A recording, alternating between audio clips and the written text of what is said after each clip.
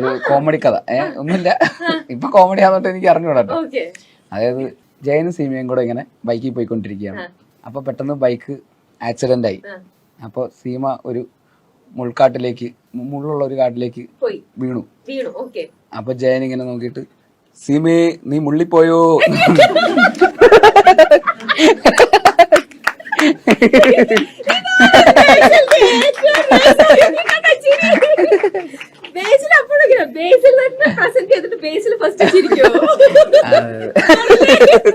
ഇനിയിപ്പോ കോമഡി വർക്കായില്ലെങ്കിൽ ചിരിച്ചോട്ടെ എന്ന് വിചാരിക്കും. അത് കൊള്ളാം. അത് എന്തായാലും ഓക്കെ. ഇത് പറഞ്ഞു വരികയായിരുന്നു ഒരു കാര്യം. ഞാൻ പറഞ്ഞു തുടങ്ങി ഇങ്ങനെ പോകും. ഇനിയിപ്പോ എന്തായാലും ജോലിയൊക്കെ കിട്ടി. ഇനിയിപ്പോ വീട്ടുകാര് ഇനി അങ്ങനെ നമുക്ക് കുറച്ചുകൂടെ കൺവിൻസിങ് ആവും നമുക്ക്. ഇനിയിപ്പോ ഒന്നും പറയണ്ടല്ലോ. അപ്പൊ അവരെടുത്ത് അപ്പൊ എനിക്ക് ഇത് അപ്പോഴും എന്താണ് ചെയ്യേണ്ടതെന്ന് എനിക്ക് അറിഞ്ഞൂടാ. അപ്പൊ അങ്ങനെ എന്നാ പിന്നെ ഒന്നുമല്ല, സ്റ്റാൻഡപ്പ് കോമഡിയൻ ആയാലും അങ്ങനെയൊക്കെ ആലോചിച്ചു. ഇനിയിപ്പോ അതാണ് എനിക്ക് എളുപ്പമുള്ള വഴി. അന്നാണെങ്കിൽ റീൽസും ഇൻസ്റ്റാഗ്രാം ഒന്നും ഇല്ല. ഇന്നായിരുന്നു ഞാൻ അതൊക്കെ ചെയ്യുന്നത്. മറ്റേ ഇൻഫ്ലുവൻസർ ആയിരുന്നു. ഇങ്ങനെ ആലോചനകൾ ഇങ്ങനെ പോകുമ്പോഴാണ് ഷോർട്ട് ഫിലിംസും അങ്ങനെയുള്ള കാര്യങ്ങളിലേക്കൊക്കെ. അന്നേരം ഒരു തമിഴിലൊക്കെ ഷോർട്ട് ഫിലിംസ് ഒക്കെ ഇങ്ങനെ ബാലാജി മോഹൻ, കാർത്തിക് സുബ്ബരാജ് എന്നൊക്കെ നളൻ കുമാരസ്വാമി എന്നൊക്കെ പറയുന്ന ഡയറക്ടേഴ്സ് അവര് ഷോർട്ട് ഫിലിംസ് എടുത്തിട്ട് എന്റർടൈനർ ഷോർട്ട് ഫിലിംസ് എടുക്കുന്നു എന്ന് പറയുന്ന പോലത്തെ ഒരു സമയമാണ് ആ സമയം.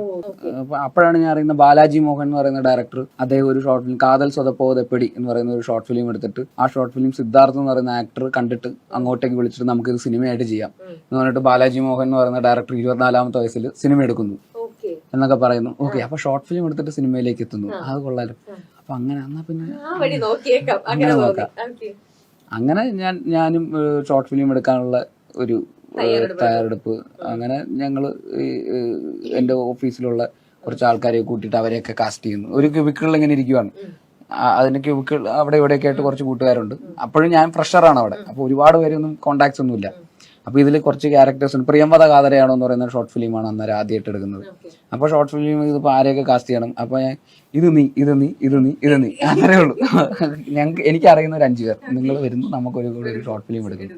അങ്ങനെ ഷോർട്ട് ഫിലിം എടുക്കുന്നു. അപ്പൊ അന്ന് ഞങ്ങൾ 3500 രൂപയ്ക്കാണ് ഷോർട്ട് ഫിലിം എടുക്കുന്നത്. അങ്ങനെ അത് എടുത്ത്, അപ്പൊ ഇത് വെറുതെ എടുക്കാൻ പറ്റൂല്ലോ. ടെക്നിക്കലി എനിക്കൊന്നും അറിഞ്ഞൂടാ. സിനിമ ഇഷ്ടമാണ്, ആൾക്കാരെ എന്റർടൈൻ ചെയ്യിപ്പിക്കാൻ എനിക്ക് ഭയങ്കര ഇഷ്ടമാണ്. ഒരു സ്ഥലത്ത് വന്നിരുന്ന് ഇങ്ങനെ കഥ പറഞ്ഞ് എല്ലാവരും ഇങ്ങനെ കുറച്ച് ഓഡിയൻസ് കൂടുന്നവരും എനിക്ക് ആവേശം കൂടും. അപ്പൊ അങ്ങനെ കഥ പറയാനൊക്കെ ഭയങ്കര ഇഷ്ടമാണ്. അങ്ങനെ കഥയൊക്കെ പറഞ്ഞ് അപ്പൊ ആ കഥ പറച്ചിലാണ് ഞാൻ സിനിമയിലും ശ്രമിച്ചിട്ടുള്ളത്. ഓക്കെ, അങ്ങനെ ഇരിക്കുന്ന ആൾക്കാർക്ക് അത് ഇഷ്ടപ്പെടുന്നുണ്ടെങ്കിൽ അതൊരു ടെക്നിക്കലിയും കൂടെ ഒരു സപ്പോർട്ടോടെ ഒരു സിനിമയായിട്ട് വരുമ്പോൾ